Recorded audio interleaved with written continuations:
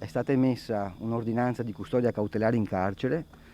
La qualificazione giuridica del fatto resta di tentata rapina aggravata e tentato omicidio aggravato. L'impianto accusatorio delle prime ore è stato cristallizzato in quasi un'ora e mezza di interrogatorio, tanto è durata l'udienza di convalida del fermo del quindicenne che lunedì pomeriggio ha aggredito Marta Novello. Il ragazzo, assistito dall'avvocato Matteo Scussat, non si è avvalso della facoltà di non rispondere ed è stato collaborativo. Ha risposto alle domande, ha ricostruito i fatti e, e basta. Di fronte al PM Giulia Dal Pos e al GIP Valeria Zancan, in un'aula protetta del Tribunale dei minori di Mestre, il quindicenne avrebbe confermato il movente della rapina, tutto ruota attorno al coltello che aveva con sé. Rapina aggravata per l'uso dell'arma, e per l'uso dell'arma, perché è stato utilizzato un coltello per fare la rapina.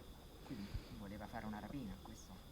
Ripeto, l'ipotesi resta tentata rapina aggravata e tentato omicidio aggravato. Non dico altro. Certo, restano dei punti oscuri che lo stesso legale ha passato in rassegna tra l'udienza di convalida e il pronunciamento. Ad esempio il fatto che la ragazza stava andando a correre e che pertanto non poteva avere con sé dei valori, no, dei soldi. E la ferocia, il numero dei colpi, no?